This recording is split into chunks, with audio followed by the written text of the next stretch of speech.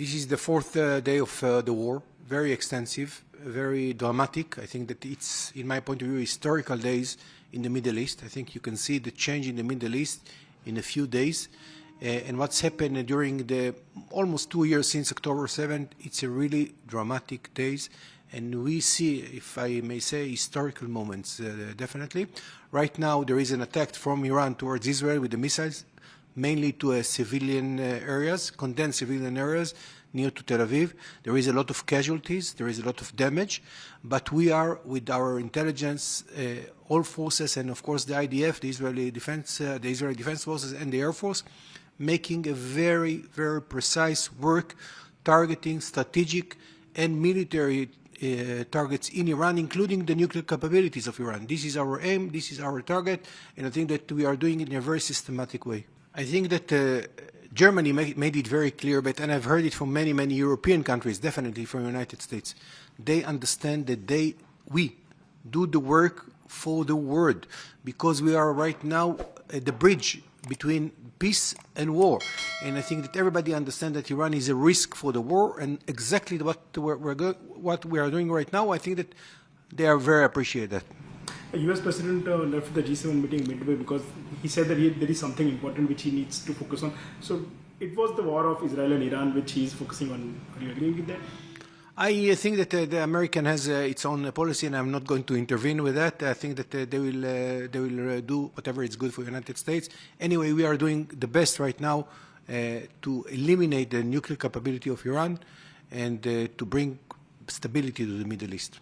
So what targets have you targeted till date in Iran? What kind of establishments were there? Only military establishments? You are saying that no civilian area has been targeted. So what kind of military establishment was there which were targeted?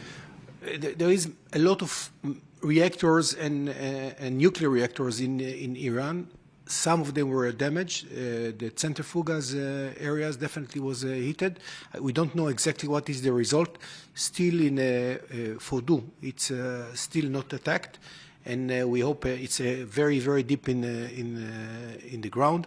But mainly the main reactor were attacked, definitely military, and the head of military and intelligence of Iran were a target. We would like to change the Middle East, and I think that we made it very, very clear. What are the casualties from Israel's side? How many people have sustained injuries or have deceased? I have a family in Israel, and I have to tell you, it's not easy days in Israel. Definitely there is a damage, mainly in the central area of Israel, where is most of the population of Israel lived in the center. Right now, it's 26 deaths, and of course the damage is in a very large scale. But I think that, and this is very, very important to emphasize. You know, normally in Israel there is a dispute between left to right, like in India. In this case, I think that there is no dispute at all. Everybody support the government decision. Everybody understand that there is a price for it, but we would like to change the history. We would like to change the ability of the Jewish state to live peacefully in the Middle East. That's our target.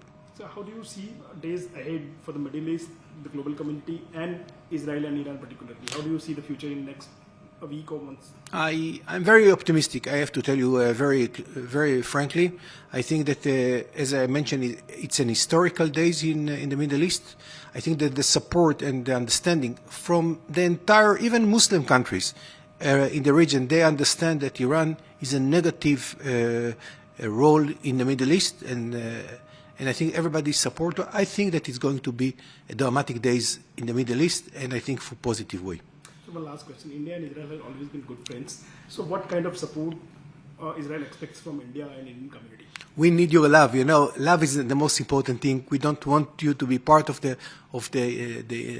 operation, but definitely the love that I received in the social medias, in the media, in the personal, it's warm our hearts, and we love you very much, and we know that you are with us.